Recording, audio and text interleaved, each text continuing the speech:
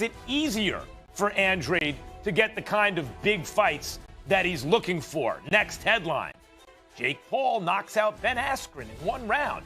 Now, mind you, who joins me in the next segment. Look, Jake Paul is a novice boxer. He's had 3 professional fights, none of them against other real professional boxers. But Ben Askren is an MMA fighter who is a world-class MMA fighter. He has scored knockouts with his hands at a high level in MMA, and this was a no contest. It was a one-hitter quitter. Jake Paul hit him with a right hand, and much the way he knocked out Nate Robinson, a world-class athlete who's scrappy but not a trained boxer, he knocked out Askren. In fact, it seemed so easy, and afterward, Askren seemed just happy for the payday, I guess, that people were wondering about the legitimacy of the knockout. But look at that right hand. Yeah, that's a legitimate knockout. You have to take this for what it is. Jake Paul is fighting inexperienced guys, not real boxers, who are willing to get in the ring and make an event. But Jake Paul is taking it seriously, getting in shape, learning as much as he can, training as hard as he can, and fighting as hard as he can. That's all you can really ask for a guy who's only been doing this for, 18 months, less than several years. Next headline, Emmanuel Navarrete makes title defense against Christopher Diaz tomorrow. Navarrete is making his first featherweight defense of his belt, and he is an undefeated fighting machine, Navarrete. And Christopher Diaz is a talented fighter, but we've seen what happens when he steps up to the highest level. His talent is not pitched that high. It's pitched high. He's a good, talented contender, but he's not considered really an even match for the very best fighters, the belt holders in his division. Navarrete is expected to win a good fight. Next headline, Edgar Berlanga puts first-round KO streak on the line tomorrow. Of course, we know Berlanga has 16 straight first-round knockouts. He only has 16 fights in his career. Every fight results in a first-round knockout. Every time Berlanga steps in the ring, he's putting that streak on the line. He's facing Damon Nicholson. This is the co-main event of the Navarrete card. And that alone, the first-round knockout streak alone, makes Berlanga fights must-see TV. Of course, how much more are we going to know about Berlanga until he gets a fighter that's perceived as a threat? Not someone, Nicholson or whomever else has been in with this guy and that guy, and he went the full 8 rounds or the full 10 rounds in a loss, so let's compare how Berlanga does. No. Until Berlanga gets in the ring with a guy where people say that other guy has a real chance to win, I don't know how much new there is to say about him. We know Berlanga is a devastating puncher. And even when guys who can handle themselves get in the ring with him, knowing that he's gunning for that first-round knockout, they have not managed to see the second bell. That'll do it for headlines. Jake Paul joins me next. This is Max on Boxing. Bye, bye, bye. Everybody say bye, bye, bye to the nice guy. Hi, hi, hi, hi. Everybody say hi, hi, hi to the bad guy. Welcome, Jake. Thanks for coming on the show today. And before I even begin, you're not shy with your opinions, but I'm sure a lot of boxing fans right now, the purists, are like, oh, you're having Jake Paul, you're lending legitimacy to what's going on. And let me say, I want to say something about that, and then I want to talk to you about it. Number one, people are interested in you. You have a character that people are interested in. That means I expect people to watch this because you're on. And number two, that would not be enough for me if you didn't take it seriously. But what I respect about what you're doing is you are responsible only for yourself. And you seem to me to be taking the craft of boxing, though you're a novice, seriously. You show up in shape, you show up apparently trained seriously, and you fight as hard as you can. And so I respect that. And so I think that for that reason, I want to talk to you. How do you feel about people questioning your legitimacy as a fighter? I think I've proven myself at this point. When I knocked out Nate Robinson, he was a real athlete, and everyone was betting on him to beat me. And then I go up against an Olympic athlete in Ben Askren, and this guy is a fighter. They call him an MMA fighter. He's a 2-time NCAA Division I champion. And I'm an actor, YouTuber who transitioned into fighting, but I understand why people are mad. But the legends, the OGs, like Mike Tyson, for example, are saying that what I'm doing for the sport is the best thing that's happened to boxing in years. That's what Mike Tyson said. Oscar De La Hoya comes into my locker room right before the fight. He goes, "I love what you're doing for the sport of boxing. Keep it up." And so some people are mad, but I think the other people on that are on my side, they understand what I'm doing. And again, like you said, I'm dedicating my whole entire life to this, training 10, 12 hours a day, stretching, sprinting, boxing, jogging, running up hills, chasing alligators. I'm doing it. I'm doing it all. You mentioned Mike Tyson and Oscar De La Hoya saying you're good for boxing. I would also encourage boxing fans. I agree. I think anyone who can get people interested in combat sports, that's a good thing, and the boxing establishment should embrace that. In your case, that hasn't exactly happened with a lot of people. I've even heard people, online questioning the legitimacy of the Askren knockout. Now, to my eye, you hit him with a one-hitter quitter, flew his head, and knocked him out. Why do you think people, because he was smiling afterwards, and they said, "Oh, he threw the fight," or he what? Why do you think people are saying that? Um, just because of the way it happened. I mean, I'm embarrassed for him. That was awful. He came in unprepared, and I said it in the weigh-ins the day before. I said, "You, my friend, are underestimating me," and it was very, very unprofessional the way he came in. And what people won't give me credit for is my power, and I have a lot of knockout power. I mean, we saw what happened to Nate.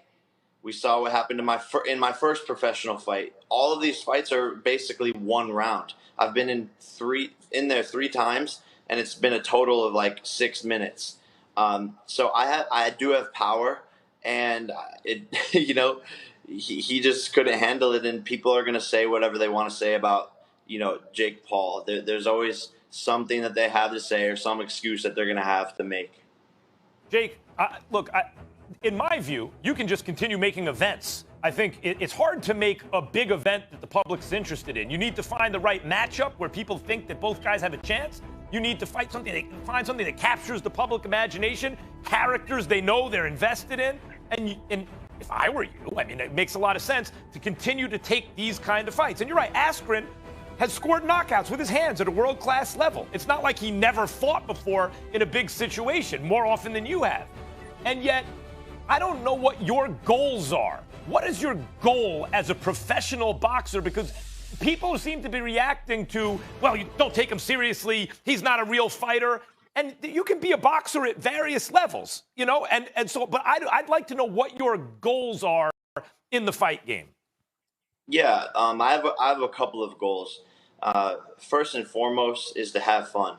I'm doing this for me, and I'm doing it because my whole life has been a fight. I've had a fight for everything I've ever had, and I love the sport of boxing. I love this sport. It means a lot to me, and it saved me from a path of self-destruction, being in Hollywood or surrounded by a bunch of bad people. Boxing quite literally saved my life. So first and foremost, I'm doing this to be happy and have fun, but I want to prove to people I'm a real fighter and have hard fights. I want to continue to challenge myself, and that's what I've done every single time. When I beat the YouTuber, that clip that we're watching right now, people were like, "Fight a real athlete." Okay, I fight a real athlete in Nate Robinson. Beat him. Oh, he was just a basketball player. Fight a real fighter. Okay, so then I get an Olympic athlete who's a real fighter and knock him out. So now I'm going to continue to challenge myself and continue to raise the bar. I want to fight real boxers. I want to fight real MMA fighters. This all started, with calling out McGregor and the goal to fight McGregor because I know how big of a fight that will be.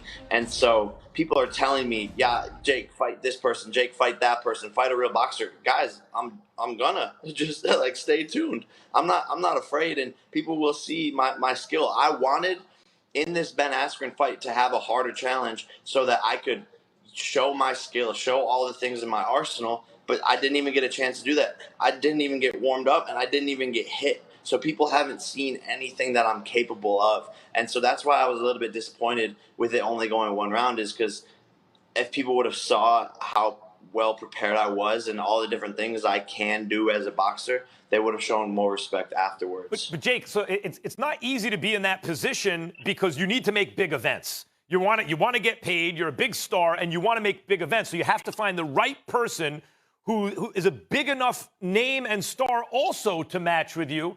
But you want it to be where the public believes both guys have a chance. When you say you want to continue to challenge yourself, do you have anything concrete in mind? Like, I'd like to be a top 10 ranked contender one day.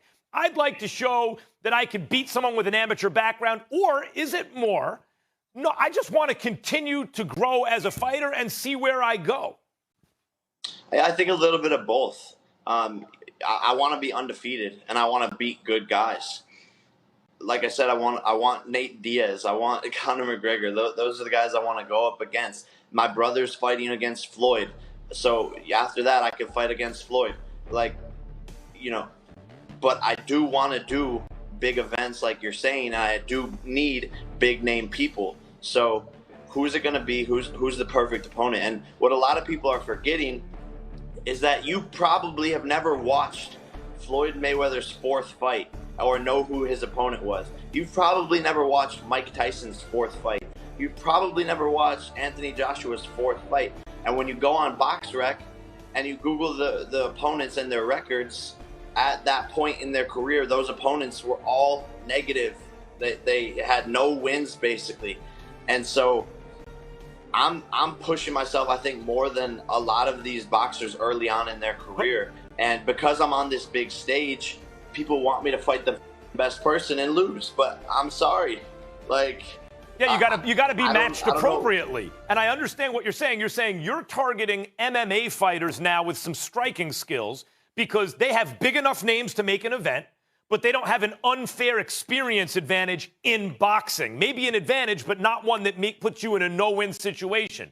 I get that. I get that. Your persona, the bad boy, right, is based on a lot of controversies you've been in, including a serious allegation from a woman which you deny.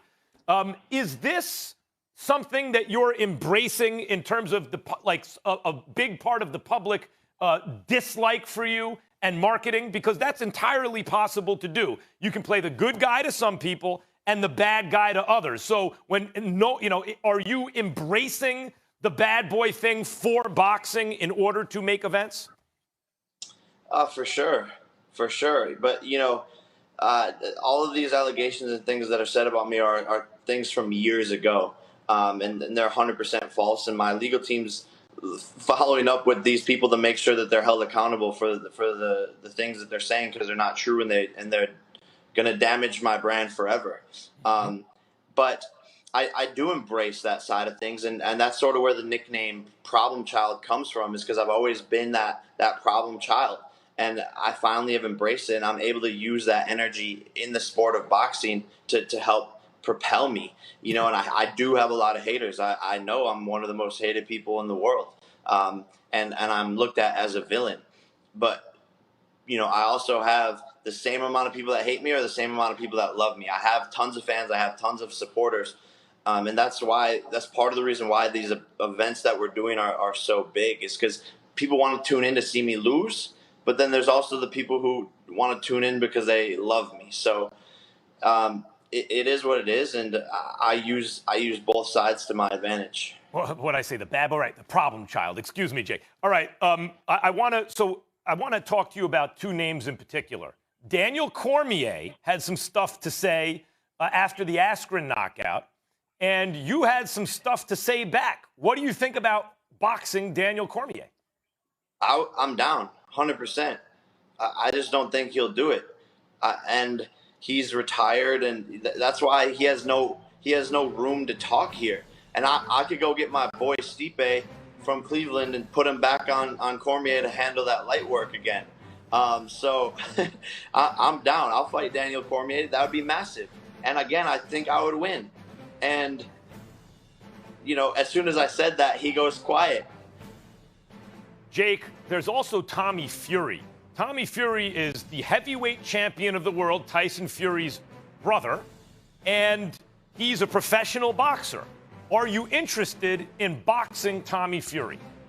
100%. I think it's a great matchup, and I think it would be a massive, massive fight. You know, he's fought guys. I think he's like 4-0, and the people that he has fought, they have a combined record of something like 10 and 250 losses.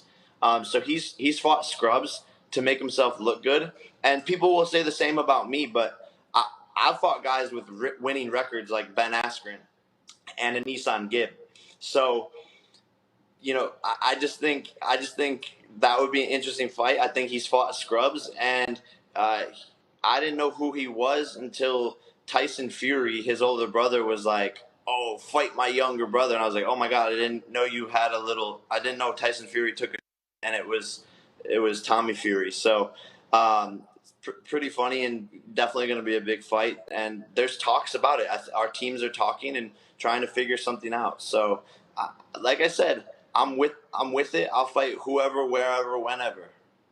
Jake, you've said some crazy stuff about COVID and stuff like that, but I got to tell you something. I think what you're doing takes guts to get in the ring, strip down, get in the ring, and fight another man when that's not your background, and then look for challenges. I do think it takes guts. I think that you show up with respect for the sport. It's why I wanted to have you on today. You did not have to come on today. When you do an interview on a boxing show, in fact, you're doing probably more for that show than the show is doing for you, and yet you chose to come on because I think you do take the sport seriously. Thank you for it, and we're gonna be keeping our eye on you to see what the next event will be and how you do, and if you're good to your word about stepping up the competition. Best of luck. 100%, Max. I appreciate it, man, and this is just the start. So I'm sure we'll be back on in a couple of months. Thanks, Jake. Next, it's your turn to ask me the questions. One round, ring that bell. Ben asks, Ajagba has me chasing all the best heavyweight knockouts I've ever seen. I think my all-time favorite is Derek Jefferson, Maurice Harris. Sensational, it was. What's yours? Lennox Lewis knocking out Hasim Rahman in the rematch. That one right hand was about the hardest ever thrown. Mike Tyson's knockout of Marvis Frazier. Oh, my God. Beast Mode wants to know, not including AJ versus Fury or Spence Crawford, what's the biggest fight boxing can make? Well, it's among, I would say this is the best fight it can make after those. I'm kind of changing the question, I guess. I just want to see Canelo better BF. I want to see one guy who just wants you to stand there so he can get to you, better BF, and another guy who just wants to stand there so you can come to him, Canelo, and watch what happens. I mean, that to me would be my third favorite fight you can make. This from the Slim Reaper. Get a real job. Why would I get a real job? We're stealing money. This is TV. Are you kidding? Get a real job. What am I, nuts? Ernest Fan 5 wants to know. Hey, Max, since it's Buster Douglas's birthday month, we're stretching a little here, do you think he had the best ever upset fight in boxing when he KO'd Mike Tyson? Not only the best ever upset fight, and I know the hockey team, the Miracle on Ice, everyone stopped. Buster Douglas knocking out Mike Tyson is the biggest upset in sports history. By far, there's nothing close. Buster Douglas knockout of Mike Tyson. Jordan asks, who's the greatest British boxer ever? I mentioned him earlier. I think you'd have to say Lennox Lewis. I would call him the dominant heavyweight champion of the postmodern era. The modern era when Ali beat Liston, right, the 210 to 20-pound heavyweights, the big guys who could also box. They had skills and talent and everything. And then I would say Riddick Bowe ushered in the kind of postmodern 235-pound, 6'5+ heavyweights. And Lennox Lewis has been the most dominant guy since then. And he was British, among other things, Canadian also. At DK2 Sweet asks, will you ever appear in another Rocky sequel? Hashtag Max Me Anything. Well, that'd be a Creed movie at this point, and I hope so. Those are the best. This from Tony. Weirdest entrance to the ring you've seen. Lance Mount Whitaker under the alias name Goofy with little kids walking him into the ring, or any of Prince Nassim's elaborate ring walks. That's pretty good. How about Jorge Arce coming in on a horse? Remember Arce used to come in on a horse? I think that beats everything. Unified Champ wants to know, is ESPN going to continue to pretend Fury isn't ducking Wilder? Seems like it's the first thing that needs to be talked about before a fight between two ducks. Fury ducking Wilder? Just beat the brakes off Wilder. I love Wilder, but Fury didn't leave any doubt. He ain't ducking anybody. Time's up. That'll do it for Max Me Anything. Tweet me your questions to @MaxKellerman, and maybe your question will be answered on the show. A little more boxing, a little more Max on boxing after the break.